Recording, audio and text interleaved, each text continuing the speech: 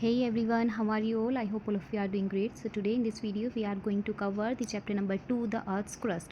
In the previous video we have done the chapter number 1 of G.C. Leong.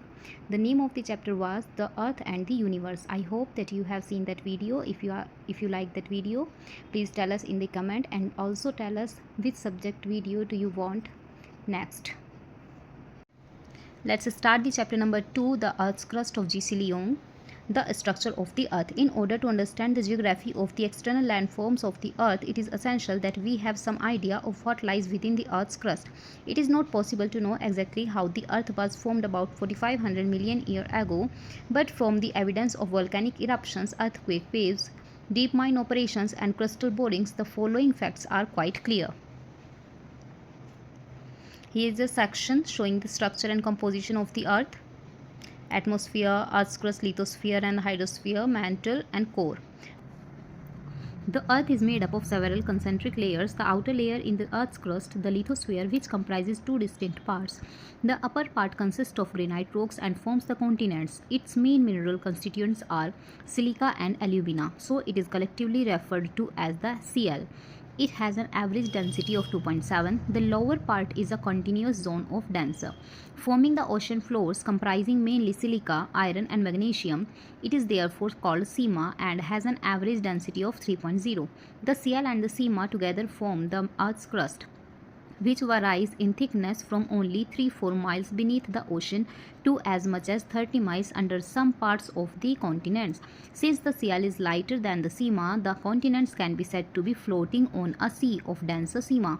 This is illustrated in figure 16. Immediately beneath the crust or lithosphere is mesosphere about 1800 miles thick, composed mainly of very dense rocks rich in olivine. The interior layers is the core or barysphere to 160 miles in radius and is made up mainly of iron Fe with some nickel and is called knife. The temperature here is estimated to be as high as 3500 degree Fahrenheit and the core is subject to extremely high pressure. Under such conditions, the core could be expected to be in a liquid state, but recent studies through earthquake waves have suggested that the innermost part of the core is probably a crystalline or solid mass. Parts of the Earth's crust are immersed by ocean and seas. These form the hydrosphere, extending skywards for over 15 miles. The Earth is enveloped by a mass of gases which make up the atmosphere. The classification of rocks. The Earth's crust is made up of various types of rocks, different from one another in texture, structure, color, permeability, mode of occurrence and degree of resistance of denudation. A knowledge of these rocks is of paramount importance to geologists who study the composition and physical history of the earth. But the geographer too needs a basic knowledge of the most common rocks and their relationship with landforms. Rocks also form the basis for soil and determine to some extent the type of natural vegetation and land use. So we must have a fair acquaintance with the rocks around us. Generally speaking, all rocks may be classified into three major groups: igneous, sedimentary and metamorphic, according to their origin and appearance. Igneous rocks are formed by the cooling and solidification of molten rock, magma. From beneath the earth's crust, they are normally crystalline in structure. They do not occur in strata layers, nor do they contain fossils. Igneous rocks may be subdivided on the basis of mineral composition. When they contain a high proportion of silica, they are said to be acid. Acid igneous rocks such as granite are less dense and are lighter in color than basic rocks. These contain a greater proportion of basic oxides, e.g. of iron, aluminium or magnesium, and are thus denser and darker in color. In terms of origin, there are two main classes of igneous rocks: plutonic rocks and volcanic rocks. Plutonic rocks, these are igneous rocks formed at some depth in the earth's crust. They have cooled and solidified slowly so that large, easily recognized crystals have been able to form. These intrusive rocks such as granite, diorite and gabbro are exposed to the surface by the process of denudation and erosion. Second, volcanic rocks. These are molten rocks poured out of volcanoes as lavas. They solidify rapidly on the earth's surface and the crystals are small. Basalt is a common volcanic or extrusive rock and forms lava flows, lava sheets and lava plateaus, e.g. those of Antrim in northern Ireland, the Deccan Plateau in India and the Columbia Snake Plateau in USA. some kind of basalt solidify in a very peculiar manner to form long polygonal columns. A well-known example is the columnar basalt of the Giant's Causeway in Antrim. Some of the molten lava may push its way to the surface through clefts and passages, solidifying as vertical dikes or horizontal sills. Their origin and occurrence will be discussed in greater detail in Chapter 3. Most igneous rocks are extremely hard and resistant. For this reason, they are quarried for road making and polished as monuments and gravestones. Sedimentary rocks. Sedimentary rocks are formed from sediments accumulated over long periods, usually underwater. They are distinguished from the other rock types in their characteristics. Layer formation and are termed stratified rocks. The strata may vary in thickness from a few inches to many feet. The rocks may be coarse or fine-grained, soft or hard. The material that forms sedimentary rocks may be brought by streams, glaciers, winds, and even animals. They are non-crystalline and often contain fossils of animals, plants, and other microorganisms. Sedimentary rocks are thus the most varied in their formation of all rocks. Sedimentary rocks are classified according to their age, and different kinds of rocks formed during the some period are grouped together. It is more useful to know the characteristics of the various kinds of rocks. Sedimentary rocks may be classified under three major categories in accordance with their origin and composition. Number 1, mechanically formed sedimentary rocks. These rocks have been formed from the accumulation of materials derived from other rocks which have been cemented together. Sandstones are probably the most familiar sedimentary rocks. They are made from sand grains, often quartz fragments derived from granites. Their texture, composition, and color vary tremendously. Many types of sandstone have been quarried for building purposes or for making grindstones. A coarser type of sandstone is known as grit. When larger pebbles are firmly cemented to form a rock, it is called the sedimentary rate. When the pebbles are rounded or angular, the finer sedimentary materials from clay widely used for brick making, shale or mudstone. Sand and gravel may occur in uncemented form. Number 2, organically formed sedimentary rocks. These rocks are formed from the remains of living organisms such as corals or shellfish, whose fleshy parts have been decomposed, leaving behind the hard shells. The most common rocks formed in this way are the calcareous types. They include limestone and chalk. The carboniferous rocks are also originally formed but from vegetable matter, swamps and forests. The pressure of overlying sediments has compressed the plant remain into compact masses of carbon which eventually become peat, lignite or coal, all of which bear great economic value. Chemically formed sedimentary rocks. Such rocks are predicted chemically from solution of one kind or another. Rock salt are derived from strata which once formed the beds of seas or lakes. Gypsum or calcium sulfate is obtained from the evaporation of salt lakes such as the Dead Sea, which have a very high salinity. In similar ways, potash and nitrates may be formed. Metamorphic rocks. All rocks, whether igneous or sedimentary, may become metamorphic or changed rocks under great heat or pressure. Their original character and appearance may be greatly altered by such forces, particularly during intense earth movements. In this manner, clay may be metamorphic into slate limestone and marble sandstone and quartzite granite and gneiss, shale and schist and coal into graphite. An isolated limestone hill near Kuala Lumpur. Compare this hill with the limestone features shown in Chapter 7, Zabatan Penaragan. The influence of rock types on landscape. The appearance and characteristics feature of landforms are greatly influenced by the underlying rock type. Softer rocks like clay and shale are worn down much faster than harder rocks like granite. Within West Malaysia, the resistant granites form the high ground of the main range and the eastern range, where several peaks rise to over 2,000 feet. The landscape is one of smooth slopes and rounded hilltops.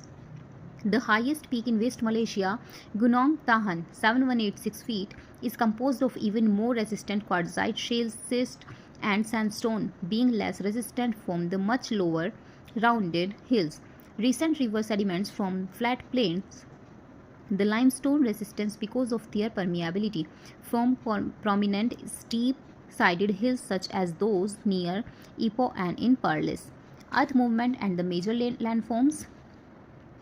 The face of the earth is constantly being reshaped by the agents of denudation, running water, rain, frost, sun, wind, glaciers, and waves, so that our present landforms are very varied and diverse. But these agents only modify the patterns of mountains, plateaus, and plains, which have been modeled by movement of the Earth's crust.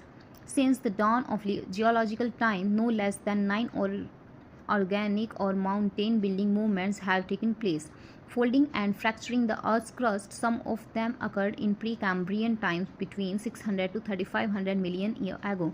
The three more recent organisms are the Caledonian, Hyrcanian, and Alpine. The Caledonian, about 320 million years ago, raised the mountains of Scandinavia and Scotland and is represented in North America. These ancient mountains have been worn down and no longer exhibit the striking forms that they must once have had. In a later period, during the Hyrcanian Earth movements about 240 million years ago, were formed such ranges as the Ural Mountains, the Pennines, and Welsh Highlands in Britain, the Harz Mountains in Germany, the Appalachians in America, as well as the high plateau of Siberia and China. These mountains have also been reduced in size by the various sculpturing forces.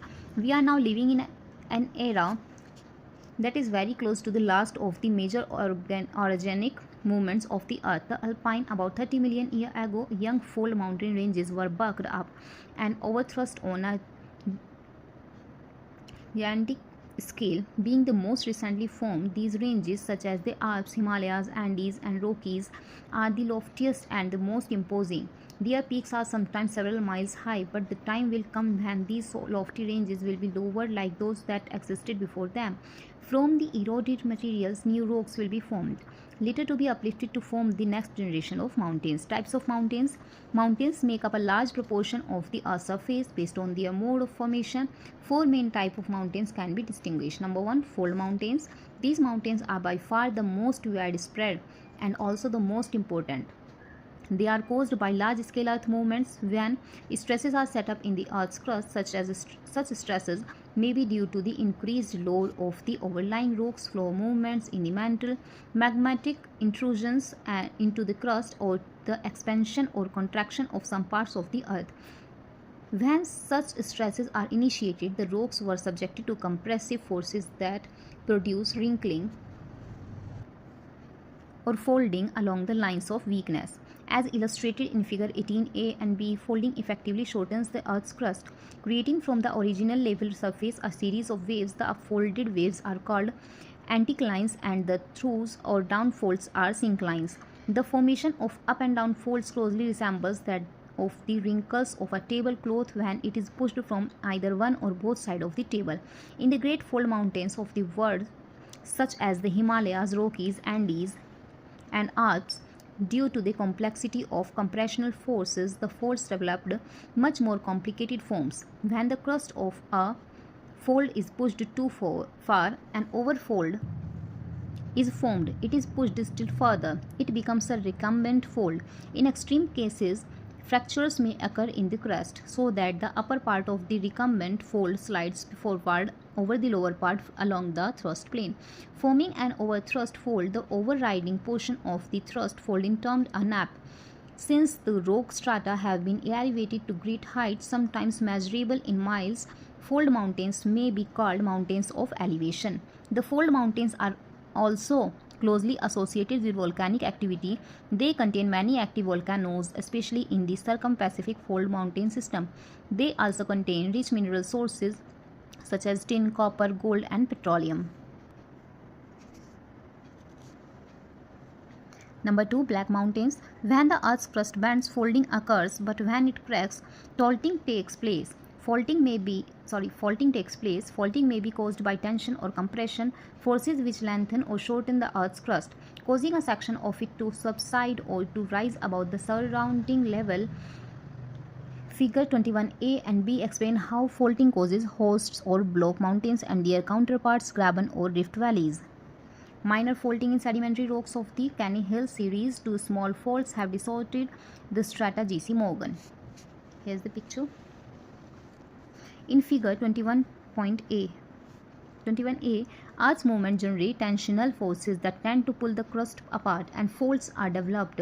If the block enclosed by the faults remains as it is or rises, and the land on either side subsides, the upstanding block becomes the host or block mountains. The faulted edges are very steep with sharp slopes, and the summit is almost level, e.g. the Hunsrück Mountains, the Vosges and Black Forest of the Rhineland. Tensions may also cause the central portion to be let down between two adjacent fault blocks, forming a graben or rift valley, which will have steep walls. The East African Rift Valley system is 3,000 miles long, stretching from East Africa through the Red Sea to Syria.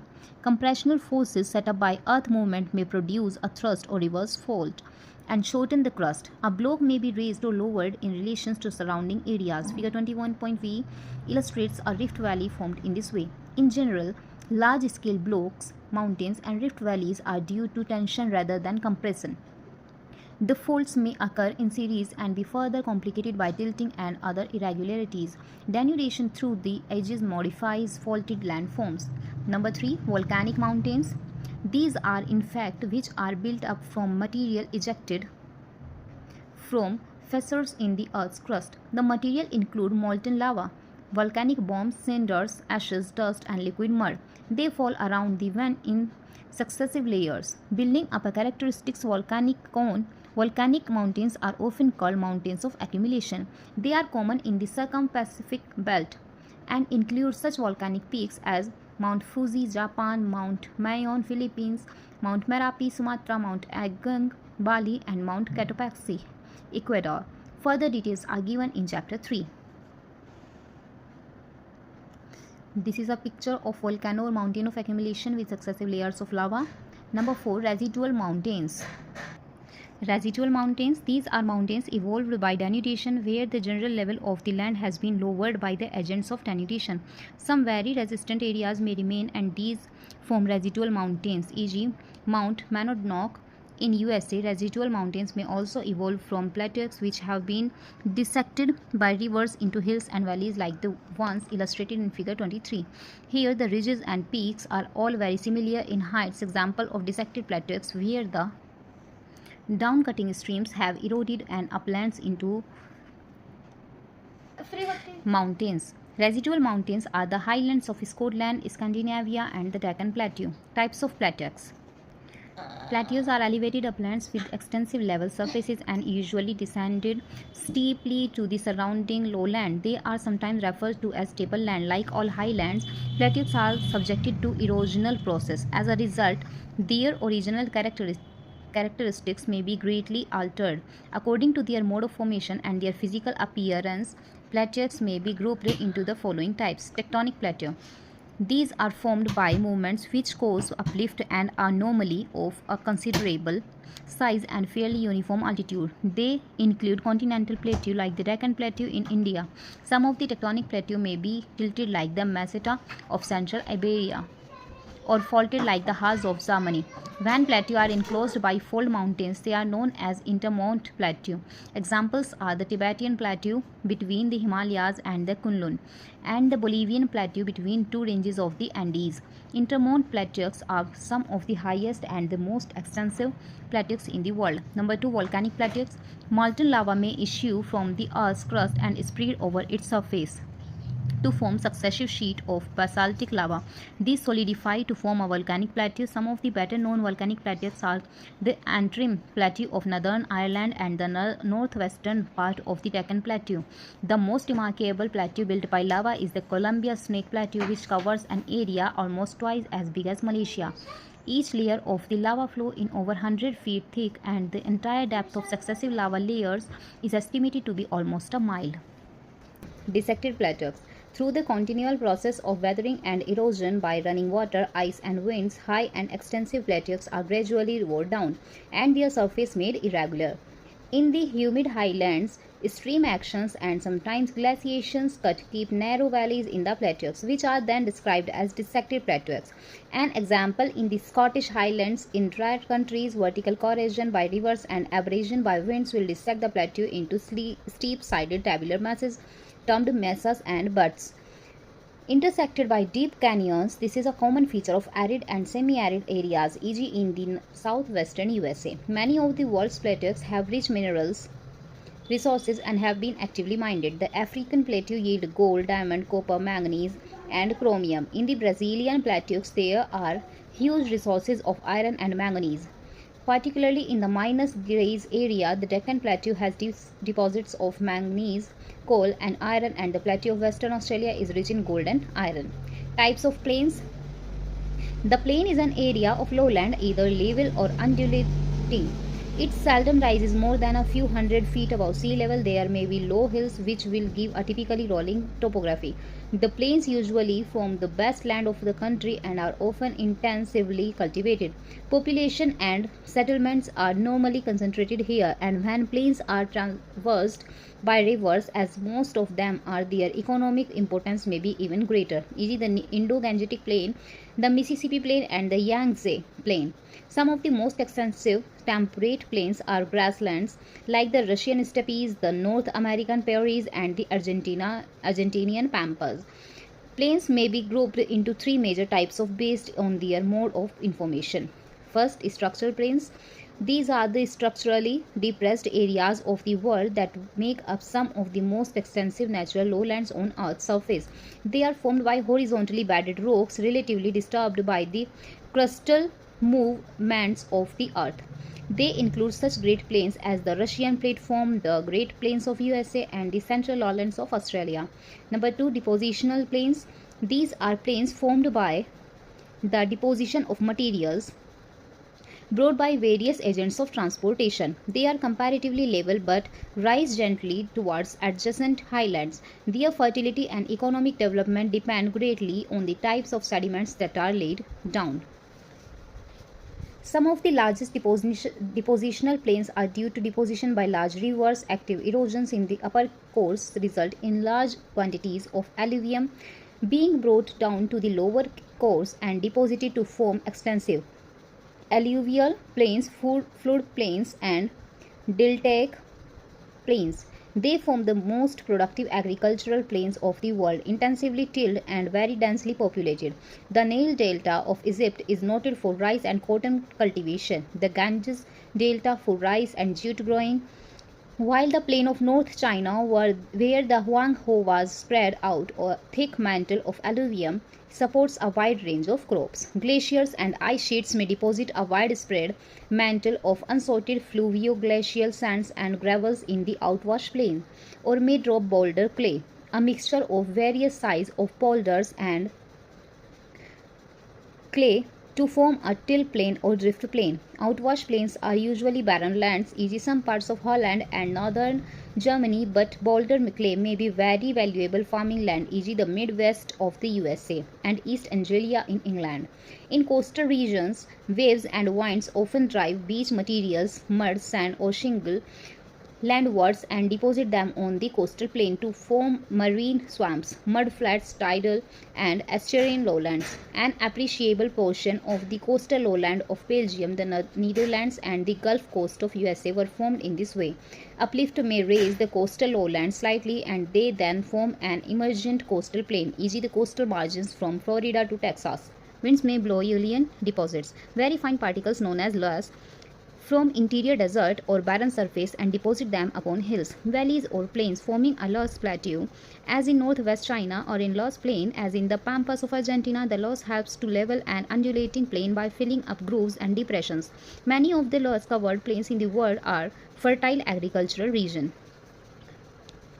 Figure 24, Peneplain. In the formation of a peneplain, in humid conditions, the hills are both lowered and worn back to give an undulating lowland.